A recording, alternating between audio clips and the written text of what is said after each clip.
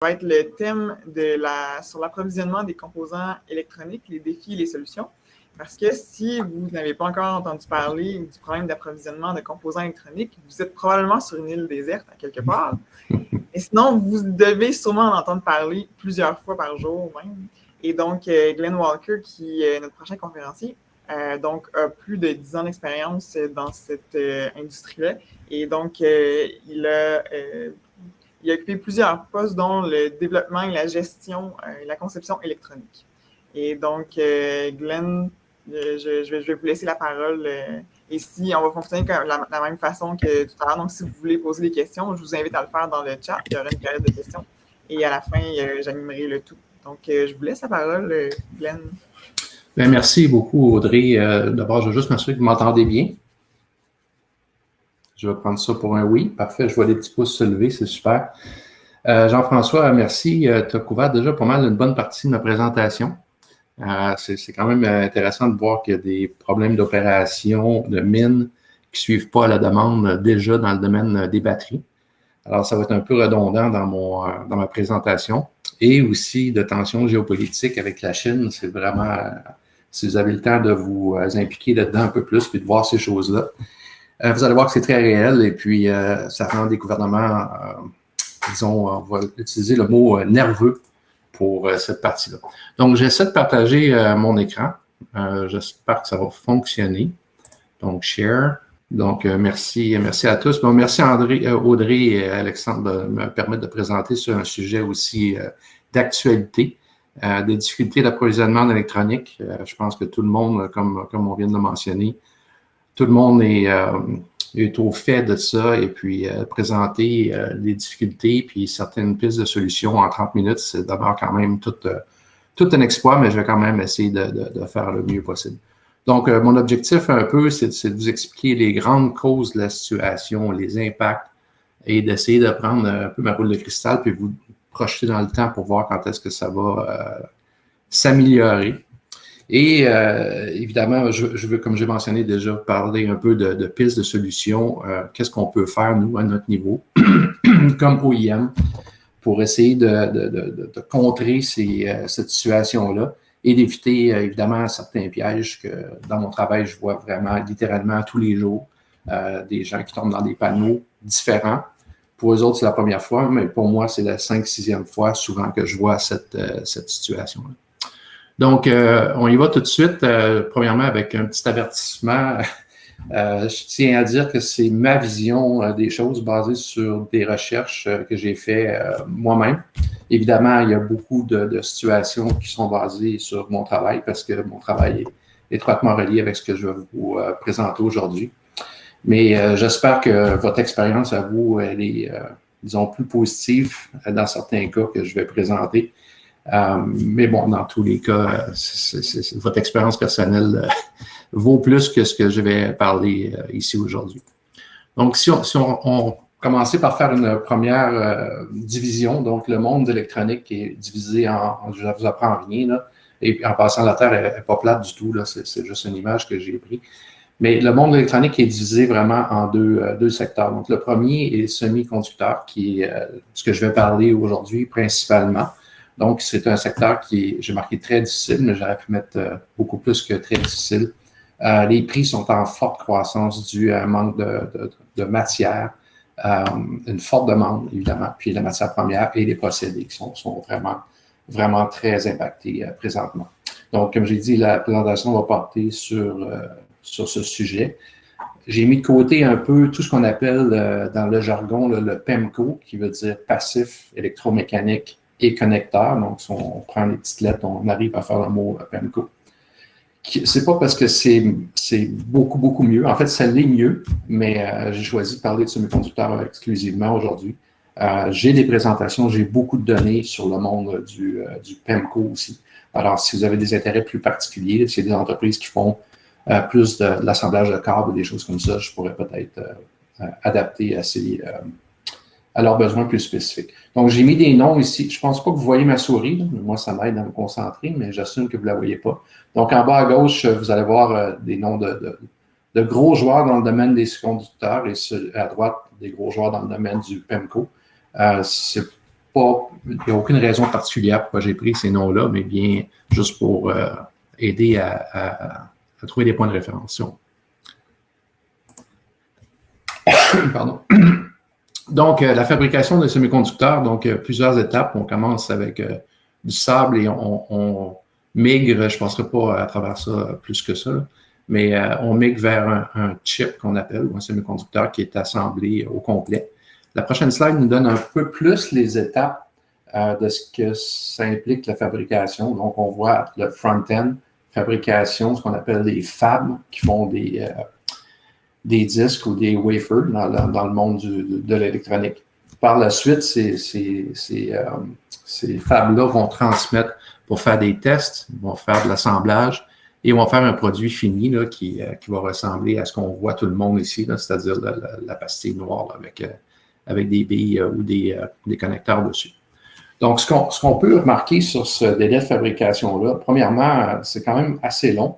On parle de 8 à 28 semaines. On parle ici d'une situation, disons, assez normale, donc vraiment pas ce qu'on vit aujourd'hui. Ce qu'on vit aujourd'hui est probablement 1 fois et demie à 2 fois plus long pour chacune de ces étapes-là. Donc, les wafer tests, l'assemblage et tout ça. Ce qui est intéressant de noter, c'est que chaque usine a sa spécialité. Donc, le fabricant du fab ne fera pas les wafer tests, en fait, en général, et ne fera pas l'assemblage et ne fera pas le burn-in. Donc, entre chacune de ces usines-là, il y a du temps de transit. Et je vous laisse deviner, évidemment, comme vous le savez, dans les derniers mois, les difficultés qu'on a eues de transport, et c'est pas fini en passant, hein. On a eu à prioriser différents matériaux. On a eu à prioriser en temps de pandémie des médicaments puis des masques, comme on sait tous. Donc, ça l'a beaucoup affecté ces transits-là d'une usine à l'autre pour fabriquer les semi-conducteurs. Donc, on va passer juste quelques statistiques quand même assez intéressantes là, sur la production de chips annuellement. J'ai eu à apprendre comment dire ce chiffre-là. Je pense qu'il y a 1 trilliard de chips qui se fait dans le monde présentement, ce qui est équivalent d'à peu près 128 chips par individu par année, ce qui est quand même complètement démesuré déjà, et on va discuter un peu de où est-ce que ça s'en va dans le futur. À droite, on voit les plus gros manufacturiers de semi-conducteurs présentement. Donc, Intel qui est toujours numéro 1 avec 77, qui a un manufacturing presque in-house, à part quelques exceptions. Et Samsung qui est un peu différent parce qu'évidemment, ils produisent beaucoup pour leurs propres appareils. Donc, ils ont un intérêt de se supporter en premier avant de supporter le marché général. Et TSMC, ou Taiwan Semiconductor Manufacturing Corporation, qu'on va parler beaucoup dans les prochaines slides. Donc, les autres, SK Hynix, c'était, je crois, Hyundai à l'époque, Hyundai Semiconductor. Certains manufacturiers que vous connaissez peut-être moins, Broadcom, Qualcomm, qui sont dans des domaines un peu plus précis. Évidemment, Micron, qui est au niveau de la mémoire. NVIDIA aussi au niveau des processeurs. Et Texas Instruments, qui est le dernier de cette liste, qui serait très, très longue, évidemment, si j'avais mis le top 25, là, on verrait qu'il y a quand même beaucoup de jeunes impliqués là-dedans. Ce qui est intéressant aussi, c'est que la plupart de ces manufacturiers-là, en fait, TSMC étant un de ceux-là, Samsung et même Intel, ont une très forte présence en Asie. Donc, on a parlé de 12 à, je crois que c'était 38 semaines, j'ai mis 35 ici, mais enfin, pour la fabrication des semi-conducteurs comme tel, on parle de 4 à 8 semaines de transition, on parle de bateaux ici, vers les ports qui sont principalement Long Beach et Los Angeles, en Californie. Et vous avez tous vu des photos aériennes du port de Los Angeles avec des centaines de bateaux stationnés au loin qui attendaient pendant 10, 12, 15 jours de temps une place pour aller stationner puis rapporter leur contenu. Donc, il y a eu évidemment une très forte interruption de commerce. On parle évidemment de COVID ici, là, que les employés étaient retenus à la maison. Il y a des décisions qui ont été prises qui ont de beaucoup ralenti, disons, l'importation de produits. Et certaines de ces décisions-là, curieusement, ont encore un impact aujourd'hui sur la capacité de transporter des matériaux de l'Asie vers l'Amérique du Nord. Entre autres, la rareté de containers en Asie qui est, ma foi, assez impressionnante. La raison, c'est que ces containers-là, pour des raisons d'efficacité, sont tous bloqués à Los Angeles. Mais ça, enfin, on pourra rejaser de ça à un autre moment donné. Donc, des chiffres quand même qui parlent beaucoup, des grosses compagnies, des grosses capacités de production. Puis, on va voir aussi qu'il y a des très, très gros joueurs qui sont impactés par ça, par cette production-là. Donc, si on va un peu voir les fonderies, donc on élimine un peu Intel et Samsung, Samsung qui est quand même présent ici. On voit rapidement que quand même la plus grosse fonderie présentement dans le monde est TSMC qui est à Taïwan. Je pense que j'apprends rien à personne. C'est connu, c'est public et c'est une très, très grosse manufacture un très gros fab dans le domaine du semi-conducteur. Donc, on va enlever ça quelques secondes, puis on va aller se concentrer sur TSMC, comme vous avez pu voir, qui était certainement le plus gros joueur dans ce monde-là. Donc, TSMC, Taïwan, a une capacité de production d'environ 13 millions de wafers. Un wafer, c'est un disque. Dans leur estimation, ils font d'autres choses, mais ils parlent de capacité de production pour des wafers de 12 pouces. Bon, il y en a qui c'est du 8, il y en a qui c'est du 18. Il y a différentes grandeurs, mais disons qu'on va se concentrer sur des 12 pouces. Qui, soit dit en passant, là, chacun des 12 pouces peut faire des milliers de chips ou de semi-conducteurs. En 2020, ils ont produit 12 millions, donc presque full capacity, de leurs 13 millions de capacité. Donc, on ne voyait pas tellement de problèmes là. On va voir qu'il y a des événements externes qui sont arrivés qui sont quand même assez intéressants. Et là, je vous invite à regarder la petite animation que j'ai faite, parce que c'est un peu arrivé par surprise. Il y a différentes affaires qui sont arrivées une par-dessus l'autre, comme on dit, qui a causé une forte diminution de la capacité de TSMC. La première, c'est que si on se rapporte au président, pas Biden, mais M. Trump, qui était juste avant, il y a eu pas mal de discussions avec la Chine. En fait, il n'y a eu pas de discussion avec la Chine qui a forcé différents affrontements politiques. Et il y a encore à ce jour des tarifs spéciaux pour ce qui est manufacturé en Chine, qui est importé vers les États-Unis. Donc, certains manufacturiers n'utilisant pas TSMC utilisaient d'autres manufacturiers, entre autres le SMIC en Chine. Ben, devinez quoi, ces gens-là qui utilisaient ce manufacturier-là chinois a décidé de transférer sa production ailleurs. Beaucoup d'eux sont débarqués chez TSMC, qui est encore une fois le plus gros. Donc, le deuxième point, c'est qu'à Taïwan, pour une raison que j'ignore, il n'y a pas eu beaucoup de pluie et il y a de très fortes restrictions présentement d'utilisation d'eau, ce qui a forcé TSMC à diminuer sa production d'au moins 10 %.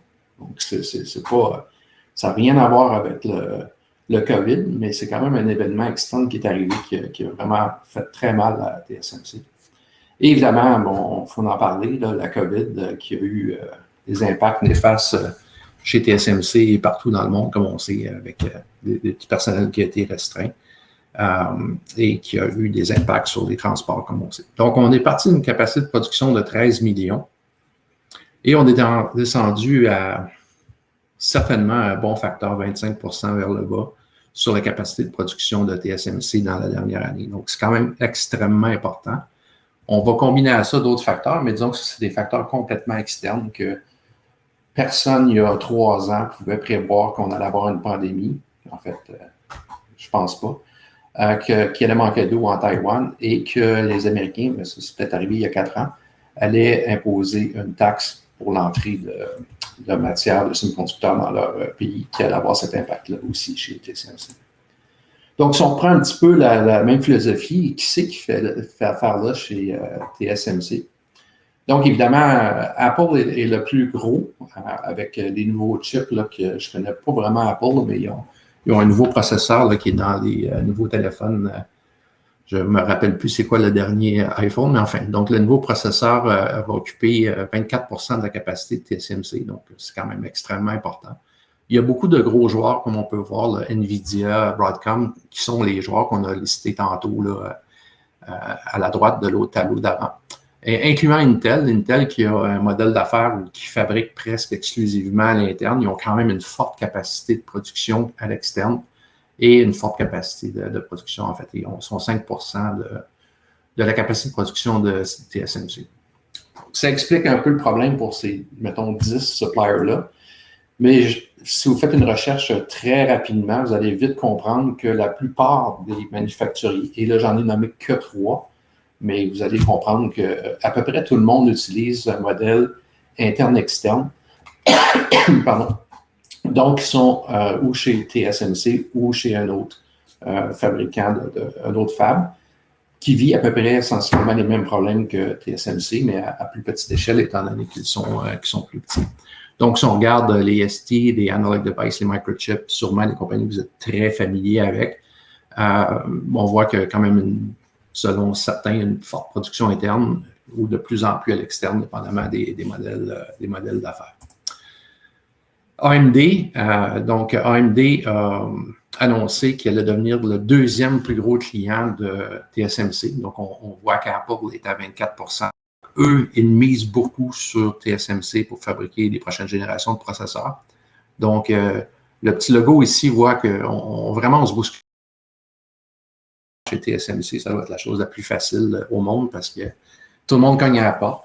Premièrement, c'est une entreprise établie qui pousse la technologie vraiment à sa limite et qui ont des procédés vraiment exemplaires dans notre domaine.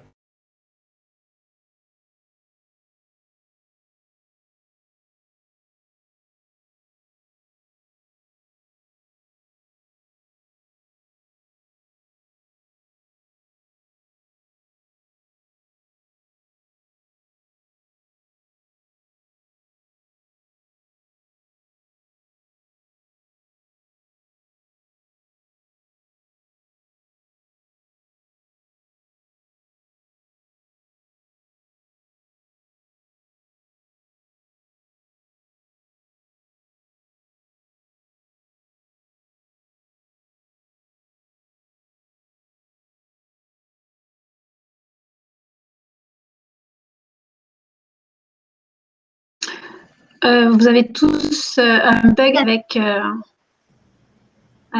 hein? Moi, je le vois plus depuis comme une minute ou deux, là, donc je sais pas. Ok, donc il a dû faire le logout, login, là. On va le retrouver. Je sais pas, en attendant, tu n'as pas un don de chant, Audrey? Je sais pas pourquoi patienter. Est-ce que vous me voyez? Heureusement pour les Ah, Glenn! Je suis là. Je ne sais pas qu'est-ce qui s'est passé. J'ai peut-être accroché un bouton, mais disons, Ouais. si je repars la slide 7. Okay. Est-ce que là, il faut que je repartage mon écran, forcément, ou vous la voyez encore? Oui, c'est beau.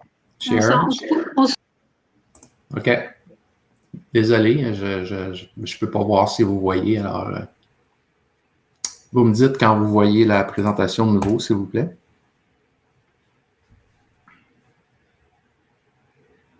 Est-ce que vous voyez? Il va falloir que quelqu'un me dise oui ou non, parce que je ne peux pas. Non. On voit juste Daniel à date. OK, c'est pas bon ça. Pourtant, j'ai fait un share. Je refais un share de mon écran. Problème technique, c'est pas plaisant du tout. Donc, je fais ça ici. Share. OK, donc je crois que ça fonctionne maintenant. Je remets l'écran. Donc, on était rendu à cette slide-ci. Est-ce que vous voyez la TSMC avec tout ça, les fabricants? C'est good. Bon, j'assume que vous aviez vu cette slide-là au complet, là, comme du moins en partie, puis que vous avez compris l'essence du message, qu'il y a beaucoup de monde qui sont à l'entrée de TSMC à essayer d'avoir du bandwidth pour manufacturer. Donc, qui dit demande, on va deviner qu'est-ce qui s'ensuit, mais on peut facilement voir. Donc, la question était, est-ce que cette demande est réelle ou exagérée? Et puis, j'aime bien l'analogie parce qu'il y a beaucoup de mes clients qui me disent « Ah, c'est comme le papier de toilette au début de la pandémie. » Non, c'est pas comme le papier de toilette au début de la pandémie. Le papier de toilette, les gens se sont bien énervés puis ils ont été achetés de façon...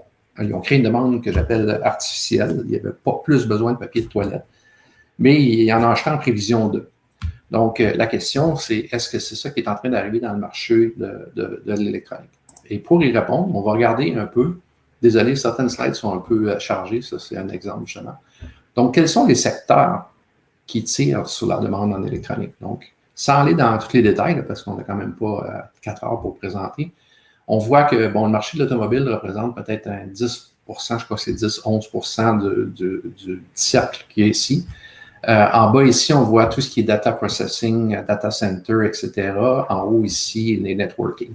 Et le consumer market qui est, ma foi, quand même un 10-15 Donc, si je vous demandais, puis on ne le fera pas, de voter sur quel sera l'avenir de ces secteurs-là, si on parle de networking, vous allez me dire, ah, mais là, on n'a même pas encore commencé à faire du 5G ou on commence.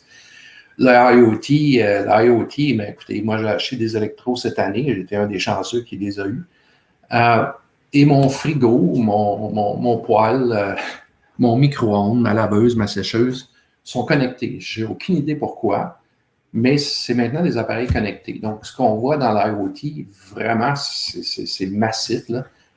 Les appareils sont de plus en plus connectés. Quand on parle de data center, data storage, je pense qu'on va tous être d'accord à dire que ce n'est pas un marché qui est à pleine saturation. Je pense que notre prédécesseur a parlé de Google. Si je me rappelle bien, c'est un data center qui va s'implanter ici même à Beauharnois, donc un exemple. Et si on parle du marché de l'automobile, je ne pense pas qu'il va se vendre beaucoup plus d'automobiles dans les prochaines années. J'ai aucune idée de ça. Mais une chose que je sais, par contre, c'est que les automobiles sont beaucoup plus intelligentes qu'ils l'étaient.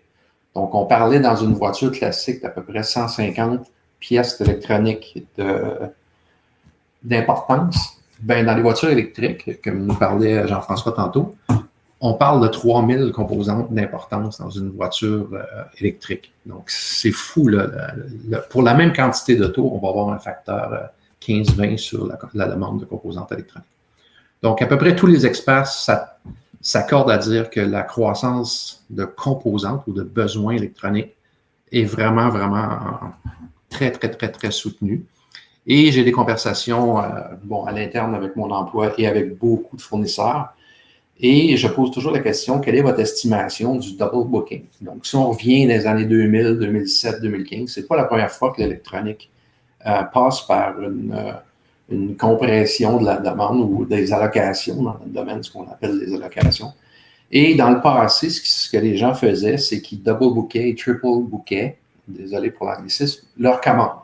Donc, je place une commande avec tel fournisseur, tel fournisseur, tel fournisseur. Le premier qui me livre, bien, les deux autres viennent de perdre la commande. Actuellement, les meilleures estimations que j'entends sont sous les 10 ce qui est à peu près ce qu'on voit de façon continuelle dans notre industrie.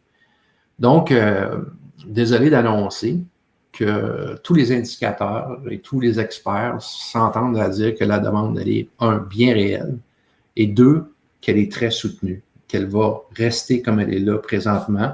On ne s'attendra pas à voir là, dans la projection de composantes là, un déclin dans les prochaines années, comme on peut voir dans le petit graphique ici là, de 2017, 18, 19, on a vu que ça l'a légèrement baissé.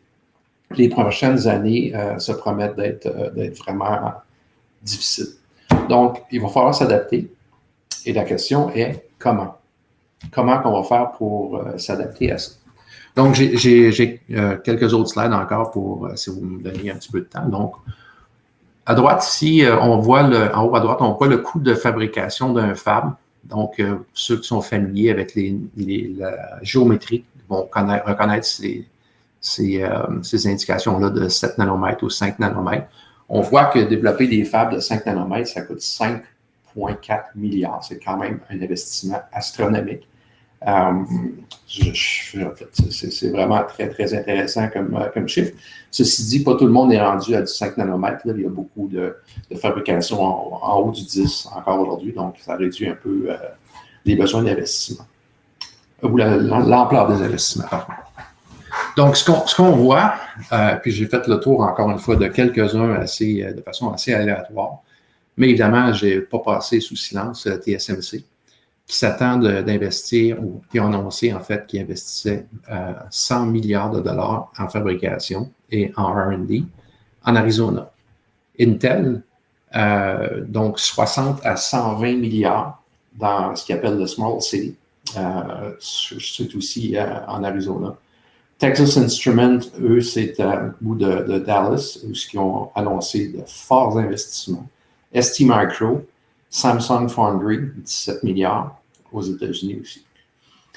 Et j'aurais pu vous en sortir encore jusqu'à demain matin. Là. À peu près tous les manufacturiers de semi-conducteurs sur la planète sont en train, de fabriquer des fabs, ou deux, de s'acheter du bandwidth, de s'acheter des capacités de production.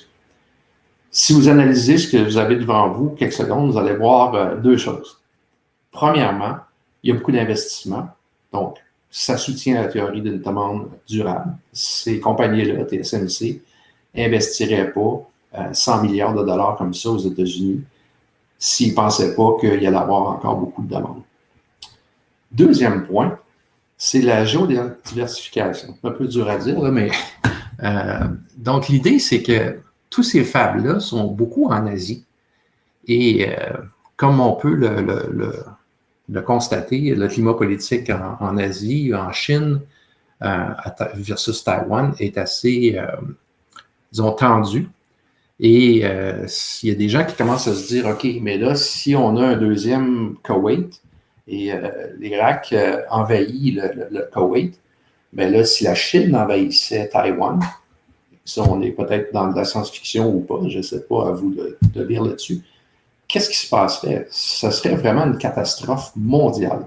L'économie mondiale repose sur des capacités de production de semi-conducteurs. Il n'y a pas un pays que ce n'est pas stratégiquement important pour son économie d'être capable de s'approvisionner en semi-conducteurs. Donc, devant ce fait, le président Biden a donné ou a fait voter un support financier au transfert technologique de fabrication de composantes électroniques vers les États-Unis. Et le premier boost qu'il appelle est de quand même de 50 milliards de dollars. C'est quand même pas peu. Donc, évidemment, ça excite des compagnies comme TSMC. Intel avait déjà fait les annonces avant, en passant, Texas Instruments aussi. Mais on voit que c'est quelque chose qui inquiète les gouvernements nord-américains, qui inquiète beaucoup l'économie américaine présente. Donc, j'imagine que vous aviez peut-être déjà vu ces phrases-là, puis ces inquiétudes-là des gouvernements, mais c'est très, très réel. Il y a énormément d'extraordinaires reportages que je vous invite à aller voir là, sur YouTube qui vont vous expliquer ça beaucoup plus en détail que ce que je fais cet après-midi. Donc, quoi faire? Ça, c'est vraiment là que ça va jouer. Évidemment, il ne faut pas se fermer les yeux, c'est clair. Donc, il va y avoir des impacts budgétaires importants. Et j'ai le plaisir de discuter avec des gens très haut placés dans des petites organisations et dans des grosses organisations. Et c'est un peu les conclusions qu'on arrive avec ça. Donc, ça va coûter plus cher. Il faut l'accepter, l'anticiper. Et évidemment, le minimiser, le message est très clair. Mais comment? Donc, l'impact budgétaire est à plusieurs niveaux. Donc, on achète des composantes, on va les payer plus cher. Et on va aussi les faire rentrer plus tôt dans notre inventaire. Donc, les gens qui sont payés sur les capacités de production en maintenant un inventaire très bas, ils vont avoir beaucoup de difficultés à avoir le bonus en fin d'année cette année parce que pour maintenir la production, il va falloir accepter d'augmenter nos inventaires stratégiques. Il va y avoir beaucoup d'end of life. Il y en a beaucoup déjà qui ont été annoncés et ce n'est pas terminé, croyez-moi. Les entreprises manufacturières en profitent. J'aime pas dire le mot profiter, mais n'ont pas le choix. En fait, ils doivent décider où ils vont mettre leur production. Donc, il y a des items qui sont un peu moins intéressants pour eux à produire. Et on voit ces choses-là, on voit ces décisions-là qui se prennent déjà aujourd'hui.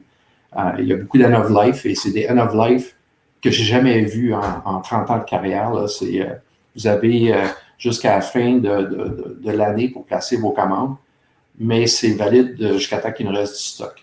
Fait qu'il y a des gens qui arrivent le 15 décembre et ils disent « OK, j'en ai besoin de 50 000 » et ce qu'on reçoit comme réponse, c'est « Désolé, il n'en reste plus. Bonne chance. » C'est épouvantable. C'est incroyable. Les gens sont dans des situations jamais vues, sont obligés de faire respin the board.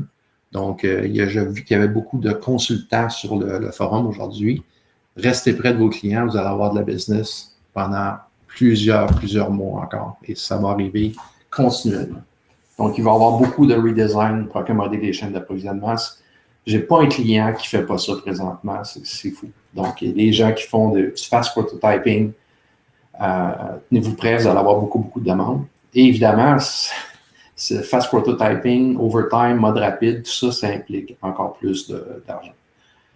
Évidemment, c'est un temps idéal pour les brokers qui, eux, je ne sais pas comment est-ce qu'ils font. En fait, j'ai une très bonne idée, là, mais ce n'est pas le but, encore une fois, aujourd'hui, de discuter de ça. Eux trouvent des pièces et vont les revendre à des prix, ma foi, assez faramineux. Le pire des exemples que j'ai vu m'est arrivé cette semaine, et je ne sais pas si ce client-là est en ligne, mais s'il est en ligne, il va certainement se reconnaître. Une pièce d'un fournisseur qui se vend à 98 cents, le broker demandait d'en acheter un minimum de 3 000 à 157 $, ce qui fait tout près de 600 000 $ d'investissement pour pallier un problème qui devrait coûter 3 000 $. C'est complètement incroyable. Assurez-vous que votre équipe d'achat est là. On parle de capacité de main-d'œuvre, de difficulté de main-d'œuvre. Bien, assurez-vous d'avoir des bonus de rétention pour les gens qui sont des individus clés en place. Il ne faut pas perdre les acheteurs présentement. Il ne faut pas perdre des bons acheteurs. J'ai des clients qui cherchent des acheteurs et qui ont des enveloppes budgétaires assez substantielles pour combler ces postes-là. Donc, puis c'est pas une annonce pour les gens qui sont dans les achats. Je veux juste dire que si vous avez des bons acheteurs dans votre équipe, assurez-vous d'avoir une conversation avec eux pour vous assurer qu'ils sont heureux présentement. Planifier. Donc, dans le passé, on demandait des forecasts de 6 mois, 12 mois. Maintenant, on demande 18 mois. Donc, les forecasts, c'est ce qui nous permet un peu de planifier, ou profiler les besoins d'inventaire, puis au besoin d'aller acheter des pièces lorsque les times bougent un petit peu. Je vous invite à impliquer vos clients et à leur expliquer la situation. Donc, les clients des OEM, pour être sûr qu'eux comprennent la situation. Il y a des clients qui demandent à leurs clients, ou de mes clients, ou des OEM qui demandent à leurs clients de se mouiller et de vraiment aussi placer des commandes d'avance. Il n'y aura pas d'autre façon d'éviter la situation. Donc, j'ai vu aussi des situations où les gens payent des expedite fees, des 200 000 $ de frais d'expédition pour avoir des pièces plus rapidement. C'est très rare, mais il y a quand même des gens qui réussissent à s'approvisionner de cette façon-là. Mais il manque une approche globale, c'est-à-dire au niveau des cartes électroniques comme telles. Donc, il y a peut-être, mettons, 100 pièces sur la carte. Ils font un expedite sur une pièce, mais ils ne trouvent pas l'autre pièce juste à côté. Donc, il faut vraiment avoir une approche carte et non une approche line down ou pièce par pièce. C'est important d'avoir ça, sinon on peut se ramasser dans une situation qu'on a tout fait, mais il nous manque encore une pièce pour continuer de rouler. Donc, le géo-risk, c'est imminent. Je vous invite définitivement à repenser votre chaîne d'approvisionnement, de diversifier. Il y a des gens qui achètent du métal en Asie, alors qu'on fait des bons jobs au Québec. Je suis complètement dehors de mon champ d'expertise, là. Mais il faut repenser un peu d'utiliser l'Asie pour tout, ce qui était très bien à certaines époques. Ça devient très challengeant aujourd'hui. Ne serait-ce que d'avoir encore notre fournisseur principal en Asie, mais de développer une relation avec quelqu'un un peu plus local qui peut nous aider dans certaines situations un peu plus risquées. Second Expert, c'est un software qui est très connu dans le marché. Là, beaucoup d'entre vous, certains l'utilisent, qui va nous donner une appréciation de la disponibilité des pièces sur une longue période de temps. Donc, un outil que j'utilise vraiment tous les jours. Ils ont ajouté un module justement sur le risque géographique. J'ai bien aimé ça. Donc, ça va prendre, par exemple, un bill de matériel, ça va passer au travers, ça va vous dire, OK, votre approvisionnement pour cette carte électronique-là vient de 20 % de Taïwan, 22 % de la Chine, 30 % des Philippines. Donc, ça nous aide un peu à voir où sont nos risques géographiques. Et évidemment, si jamais il y avait un tsunami dans un endroit comme au Japon, ça nous permet de réagir rapidement aussi parce qu'on a des warnings qui vont nous dire il y a eu un événement sismique, par exemple, ou un accident quelconque, et ça va avoir un impact sur la capacité de production de tel type de produit. Donc, c'est intéressant d'avoir cette information-là très tôt. Donc, gestion de crise, il faut la planifier. C'est ça mon message ici. Comment est-ce qu'on gère les shortages? Est-ce qu'on a une équipe qui va s'occuper de ça? Est-ce qu'il y a une équipe qui est dédiée à ça? C'est ce que je vois de plus en plus. Désolé, j'ai juste un message qui m'arrive. Et donc, on va aussi devoir se demander quel produit qu'on va fabriquer en premier, quel client qu'on va supporter en priorité. Vous allez devoir faire des choix. Vous ne pourrez pas servir tout le monde avec la même rapidité que vous avez servi dans le passé. Donc, il y a un peu de planification à faire pour dire, OK, si jamais on a des choix à faire, comment est-ce qu'on va les faire? Donc, ça implique votre département de marketing, votre département de vente là, pour prioriser ces choses-là. Et évidemment, donc, je pensais que j'avais terminé, mais il reste le design for supply chain. Donc, l'idée au départ, si on recule de quelques années, on choisissait la meilleure pièce électronique qui faisait le meilleur sens pour notre design. Aujourd'hui, on choisit la meilleure pièce qui est disponible ou qui va être disponible. Donc, c'est vraiment extrêmement important de travailler très étroitement avec vos fournisseurs et votre buyer NPI et ingénieur composant qui peuvent vous aider à chercher des solutions. Je fais ça très, très souvent. Là. Les gens m'appellent et ils disent « OK, j'ai besoin d'un processeur dans tel environnement. Qu'est-ce que vous me recommandez? » Et là, on passe au travers une multitude d'options, puis on vient à bout de dire « OK, voici les 3 qu'on peut avoir à un certain temps. » On est capable de supporter au niveau des samples. On est capable de supporter un ramp-up de production de temps. Alors, go, faut agir. Il ne faut pas attendre parce que le scénario qui est vrai cette semaine l'est plus la semaine prochaine et dans l'autre, non plus. Donc, freeze the design, commande de pièces tôt, ça a encore un autre impact financier, mais c'est la seule façon qu'il y a de progresser. J'ai quelques slides un peu plus générales, mais le message ici, c'est qu'il y a des gens qui attendent des commitments longtemps avant de placer des commandes. Choisissez-vous un partenaire, que ce soit moi ou quelqu'un d'autre, et placez une commande. Et à ce moment-là, on va pouvoir commencer à travailler avec les fournisseurs pour vous amener des commandes chez vous, vous amener des pièces chez vous. Donc, il ne faut pas hésiter.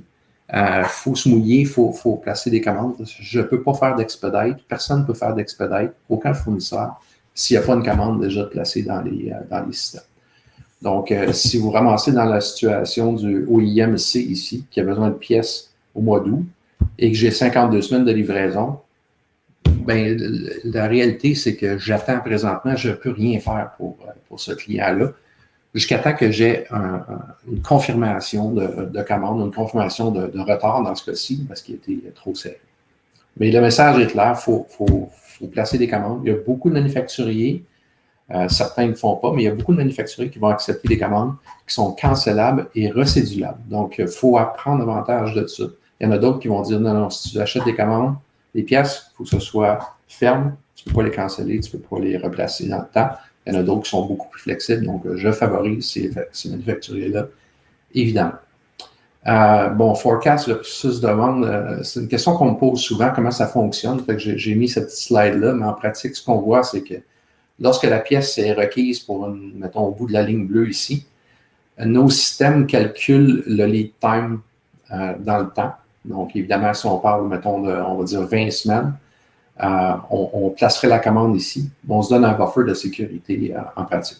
Donc, on va commander plus tôt que ce que vous avez vraiment besoin, basé sur les lead times publiés. Et c'est là qu'on se fait souvent pogner, c'est que les lead times vont varier. Donc, la journée que je place la commande, le système me dit j'ai un lead time de 26 semaines. Moi, je la place 26 plus 4, mettons 30 semaines en avant que vous aviez besoin des commandes. Lorsque je la commande, on me dit OK, c'est plus 26 semaines, c'est 42 semaines. OK, ben là, je suis en retard déjà. Là. Fait qu'il faut être capable d'anticiper ces choses-là un petit peu. Et ça passe par, évidemment, la communication avec les suppliers, etc., etc. Dernière slide, qui est curieusement la première que j'ai faite quand on m'a demandé de présenter sur le sujet. Je suis très proche de l'engineering dans beaucoup de cas. Et j'aime beaucoup la solution SOM, System on Module, et l'approche multi-package Donc, peut-être commencer avec le multi-package, c'est certainement la plus difficile parce qu'il n'y a pas vraiment d'avantage au niveau pour le manufacturier. Pour le OEM, évidemment, ça vous donne des options d'approvisionnement.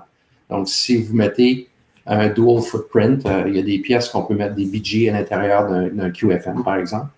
À ce moment-là, c'est plus facile d'avoir deux sources potentielles d'approvisionnement, surtout dans des technologies aussi différentes que BG, QFN. Il y a des domaines que, évidemment, on ne peut pas considérer ça. Par exemple, le médical, l'avionique, c'est impensable à cause des coûts de certification. Mais ceux qui sont dans d'autres domaines peuvent peut-être explorer cette avenue-là. Les sommes, on parle ici, par exemple, de processeurs avec la mémoire déjà intégrée, différentes des niveaux des power supply, etc. Donc, au niveau manufacturier, il y a beaucoup d'avantages. En fait, pour eux, au niveau du support technique, c'est très, très, très simple. Quand ils font un release d'un produit, ils travaillent avec des partenaires qui font l'intégration et ils ont très peu de support technique à donner parce qu'une fois qu'ils l'ont fait avec un partenaire, lui, il peut continuer avec ça, versus travailler avec 30 OEM, par exemple. Pour le OEM, l'avantage est quand même assez intéressant aussi. Le time to market, ces modules-là ont une très forte densité d'intégration, donc sont très denses, ont des très bonnes capacités de dissipation thermique. Ça peut donner accès à des récentes technologies plus rapidement. Et au niveau du expedite, au niveau des achats, mais vous avez acheté un part number versus 50 pièces qui sont sur 50 et même probablement plus sur ces modules-là. Donc, une approche extrêmement intéressante qui, dans le domaine du power supply, est extrêmement utilisée aujourd'hui. Mais pour une raison que j'ignore, au niveau des processeurs, c'est un peu moins, disons, populaire. Mais j'encourage les gens à regarder cette option-là. Je trouve ça vraiment intéressant. Donc, j'essaie d'aller vite. Là. Je sais qu'on a passé quand même pas mal de temps. Conclusion. Le COVID a causé cette situation. Oui, c'est vrai que c'est le COVID qui a été l'élément déclencheur. Mais encore une fois, tous les experts vont s'entendre à dire que c'était inévitable la situation dans laquelle on s'en allait. Les capacités de production ne montaient pas assez vite, les investissements ne montaient pas assez vite pour supporter la croissance. Il y a eu beaucoup de changements suite au COVID. Par exemple, les gens se sont mis à acheter plus de laptops, plus de tablettes. On a investi dans des infrastructures pour supporter les gens qui travaillent à la maison. Donc, ça a peut-être changé les besoins très rapidement et on n'a pas été capable au niveau manufacturier de s'adapter aussi rapidement qu'on aurait dû le faire. La situation actuelle va-t-elle perdurer?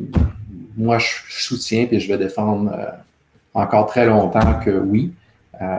La plupart des gens avec qui je discute, puis on pourra en parler s'il y en a qui vous intéressent, on ne parle vraiment pas d'une amélioration avant la fin 2022 et même 2023. Donc, c'est quand même long d'avoir un 18 mois à vivre dans cet environnement infernal-là. Changement d'habitude des consommateurs, les vôtres et nous autres aussi. Donc, il y a eu beaucoup de changements dans nos habitudes de vie dans les derniers mois, dernière année. Et j'adore l'exemple de Ketchup, pas que je veux faire de la publicité, mais eux, Ketchup, ils fabriquaient des bouteilles de ketchup puis des sachets de ketchup. Tant de sachets, tant de bouteilles, puis l'usine fonctionnait comme ça. Qu'est-ce qui s'est passé? Mais on a tous changé nos habitudes parce qu'on est passé aux commandes dans l'auto puis au take-out. Et là, ça ne se donne pas très bien au consommateur une bouteille de ketchup. Donc, il y a eu un manque de sachets de ketchup, alors qu'il y avait une abondance de bouteilles de ketchup. Fait que c'est une analogie un peu, disons, élémentaire, mais quand même intéressante de voir comment est-ce qu'un changement rapide de consommateur peut avoir un impact sur la chaîne d'approvisionnement. Je trouve ça un exemple fantastique et très simple, évidemment, à comprendre.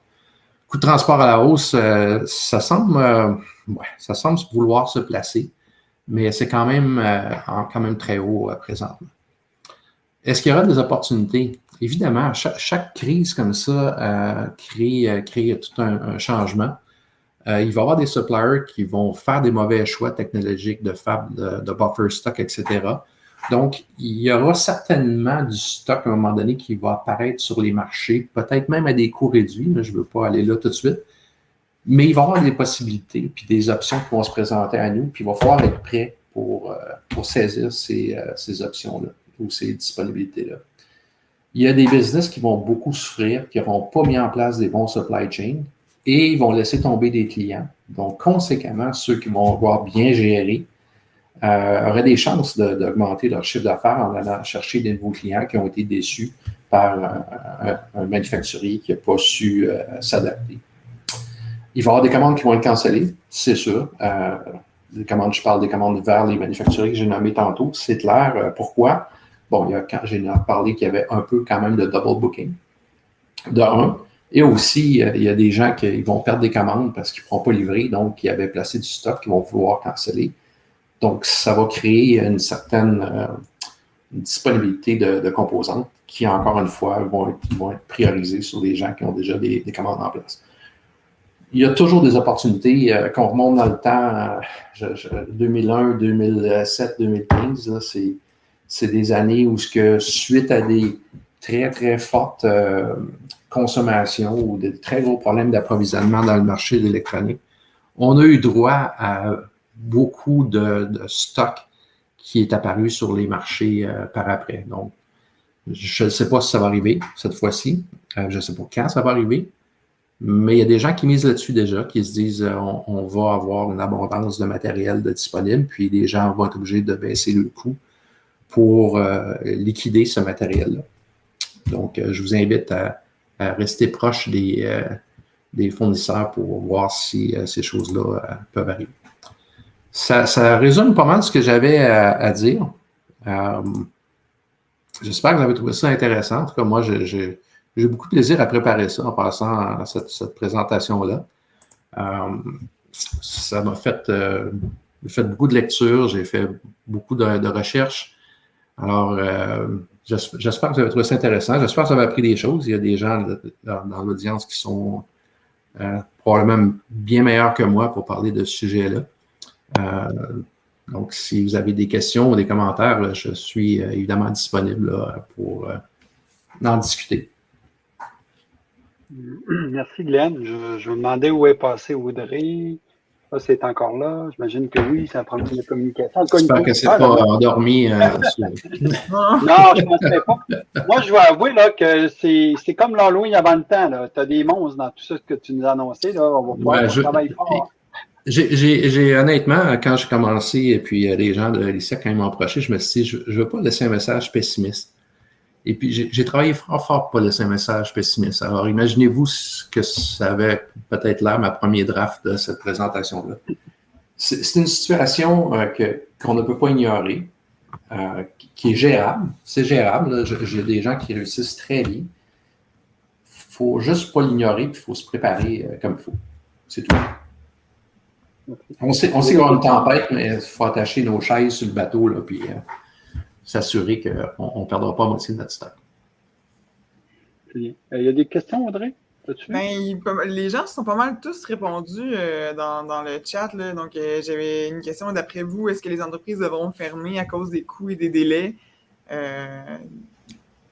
En fait, je peux peut-être donner mon 2 cents là-dessus. Je pense qu'il y a quelqu'un qui a dit c'est déjà commencé, Carl.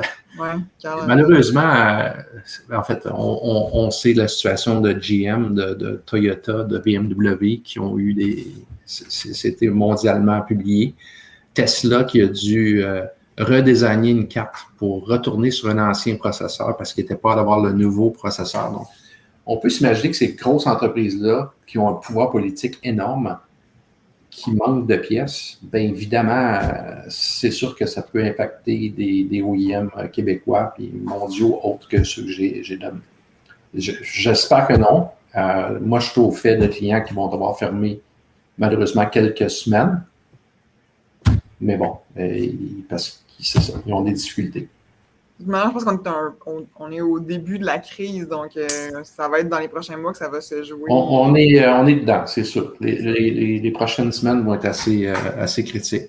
Je vous dis, lâchez pas d'appeler vos fournisseurs, puis de leur demander, puis d'exiger d'avoir des updates sur vos commandes et de demander aux fournisseurs, si vous parlez aux distributeurs, demander aux fournisseurs de s'impliquer.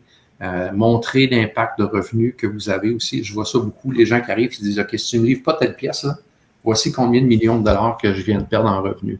Alors, aide-moi. » Donc, ça parle beaucoup. Les suppliers écoutent.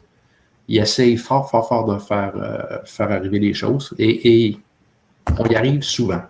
Donc, il faut juste maintenir la pression. Puis là, je sens que mes clients vont tous m'appeler demain matin en disant « Hey, tu m'as dit de te mettre de la pression. » Mais c'est quand même, la bonne façon de fonctionner. Parfait. On a aussi une autre question de Manuel Robert qui nous demande pourquoi est-ce qu'on manque autant de cristaux? Il n'y en a plus nulle part ou presque. Ouais, en fait, c'est une question assez large. Donc, il y a des manufacturiers qui ont eu beaucoup de problèmes, mais évidemment, les cristaux, c'est encore la même chose. Ça vient de la même place, de la même source. Et c'est un procédé qui est quand même assez long à faire. Donc, ça, c'est une chose. Il y a eu des changements, il y a eu des acquisitions de compagnies aussi. Je ne sais pas si c'est à ça qui fait référence, mais il y a eu vraiment des gros changements chez certains manufacturiers. Donc, écoute, c'est la même source, c'est le même problème. Ça vient tout de la même place, puis les gens se battent pour avoir des quantités. Donc, il y a des fournisseurs qui sont un peu moins pires que d'autres. Alors, dépendamment des besoins que vous avez, on peut peut-être regarder ces choses-là. Mais c'est définitivement dans le haut de ma liste des problèmes présentement. Tout ce qui est timing, cristaux, là, j'ai des appels régulièrement là-dessus. Parfait, parfait. Et on commence à avoir d'autres questions aussi de Salvatore Vaccarino, je ne sais pas si je le prononce bien, qui nous demande, avec les investissements prévus aux États-Unis, ça va prendre combien d'années pour produire des quantités importantes de composantes? Bon, la réponse est plate, c'est que construire un fab, c'est au moins 2-3 ans. Et ça c'est une bonne année. Et là, évidemment, il y a toute la question d'approvisionnement d'équipement, parce que c'est là qu'est le nerf de la guerre. J'ai eu le plaisir de visiter quelques fabs dans ma vie, puis même il y en a un au Québec qui est vraiment très intéressant à visiter. C'est très complexe à faire un fab. Et puis, évidemment, l'équipement est extrêmement dispendieux, etc., etc.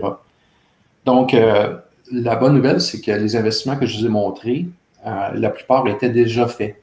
Donc, ce n'est pas des investissements là, que Mintel qui a dit demain matin, OK, je vais ouvrir mon fab. Là. Ça fait des années, des mois que ces investissements-là sont commencés. Donc, il y a déjà un sol de fait, là, puis il commence à construire. Dans les plus optimistes, et ça va en être un très important, je n'aimerais pas le nom, il prévoit avoir de la production pour la fin 2022. Et si ça l'arrive, ça viendrait vraiment dénouer une sérieuse partie du problème. C'est un gros fournisseur qui a annoncé des investissements, donc je ne le nommerai pas, mais quand je parle avec eux, je me sens très confiant qu'ils vont arriver à leur fin puis qu'ils vont avoir une augmentation de production très importante en fin 2022. Et si c'est le cas, ça va aider les autres manufacturiers un peu dans leur domaine. Mais 2-3 ans pour cet aspect-là, donc on peut espérer fin 2022, début 2023 dans les discussions les plus optimistes que j'ai, les gens parlent de 2023. Parfait. Sinon, on a aussi une question assez pertinente de Yannick Côté qui nous dit pourquoi dire qu'on ne vit pas l'effet de papier de toilette quand la recommandation est d'acheter plus d'inventaire? Ce que font la majorité des entreprises. Je comprends qu'il y a la demande qui augmente, mais je crois qu'on vit quand même cet effet. Je pense que c'est un très bon point, en effet. Je suis 100% d'accord avec le commentaire de Yannick et je vais répondre. La réponse est très longue, mais je vais essayer de la résumer. Donc, premièrement, les manufacturiers s'assurent qu'il n'y a pas trop de doublement de demande. Donc, la situation que j'ai parlé, du double booking, triple booking, les manufacturiers, ils ont beaucoup souffert de ça en 2000-2007 parce qu'ils ont augmenté les capacités de production, ils ont fabriqué des pièces qui étaient sur des demandes complètement fausses. Et quand ça s'est mis à shipper, je vais essayer de faire un graphique, là, ça shippait des pièces et là, la demande s'est vraiment effondrée comme ça, littéralement, en quelques semaines. Donc, les manufacturiers ont appris beaucoup de cette leçon-là et ont une approche vraiment différente cette fois-ci. Je vous ai parlé tantôt de NCNR, donc il y a des pièces que déjà, il y a des manufacturiers qui ont dit si vous voulez que je vous prenne au sérieux, vous allez me signer un papier comme de quoi votre demande est réelle. Donc, et je reviens à l'exemple ou à la donnée que j'ai donnée. Il y a moins de 10% de double booking présentement dans le channel. Okay. Donc, ça répond à une partie de la question. Je vais juste dire que les gens, c'est possible qu'il y ait un peu d'effet de papier de toilette, mais c'est pas autant que ce qu'on a vu chez Costco. Là. Mais le point est que les gens essayent de vraiment placer des commandes pour arriver à leur fin. Puis ça, c'est très correct. Et c'est possible qu'il y ait des gens qui en demandent plus que s'ils en ont réellement besoin. Mais c'est vraiment analysé à la loupe. Par exemple, j'ai des clients qui achètent 10 000 pièces par année. Et là, tout d'un coup, s'ils arrivent et disent « j'en ai besoin de 20 000 », ils vont se faire questionner. Pourquoi 20 000? Et à la fin, ça revient tout le temps à combien tu en as besoin par mois pour maintenir ta production. Fait qu'ils peuvent placer une commande de 20 000, mais c'est tellement passé à la loupe présentement qu'il n'y a pas beaucoup trop d'effets de papier de toilette. Là. Plus les gens en achètent, plus j'en achète. C'est peut-être l'analogie que je vais faire avec. Un effet de panique, là, si on veut. L'effet de panique n'est pas là. Mais bon, je serais d'accord avec Yannick sur le fait qu'il y a des gens qui essaient de pousser un peu leurs besoins en quantité. Parfait, parfait. Sinon, dans le chat, on a eu aussi Alexandra qui, très bon point, là, qui disait, qui recommandait s'il y avait des programmes du MEI ou d'Investissement Québec pour des programmes d'appui de trésorerie, de cash flow. Donc, pour aider les entreprises qui ne sont pas capables de s'apprévisionner et qui ont des ventes coupées. Là. Moi, je pense que ce serait vraiment une bonne idée de considérer ça parce que évidemment, à la toute fin, c'est le consommateur qui va payer la facture parce que si je vends mes pièces plus chères, forcément, ça baisse les marges de produits des OEM qui, en retour, vont essayer de monter. Mais il y a une certaine limite qu'à un moment donné, le OEM, le produit qu'il vend dans son marché, ne peut pas supporter une augmentation de 15 % par exemple. Et pourtant, les manufacturiers, j'en ai vu du 10-15 % dans la dernière année en masse.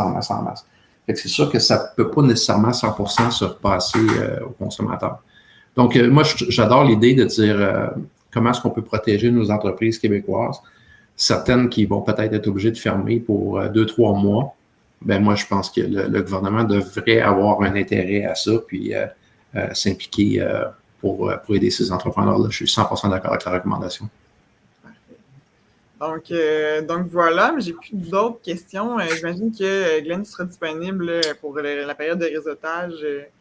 Ça va me faire très plaisir de répondre à des questions s'il y a des gens qui veulent discuter plus spécifiquement de points plus précis. Évidemment, j'essaie d'être au niveau politiquement correct, donc j'aime pas parler évidemment de supplier précisément. Mais s'il y a des gens qui ont des questions, ça me fera plaisir peut-être de les rencontrer à l'extérieur de l'événement pour parler de choses plus spécifiques à leurs besoins. Parfait. Donc là, je vais passer la parole à Daniel qui va probablement dire le mot de la fin. Merci. Donc, merci beaucoup à tout le monde.